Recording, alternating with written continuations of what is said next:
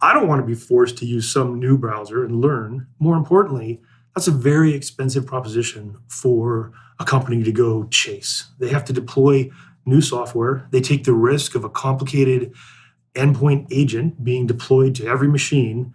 We saw what happens when agents go wrong just a few weeks ago. Yes. And I don't think we need more complexity in the endpoint.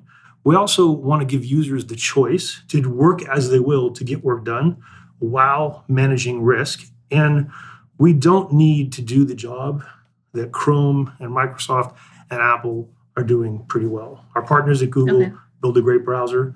Edge and Chrome together account for about 95% of enterprise use of browsers. And we've seen Safari increasing, much as I use both.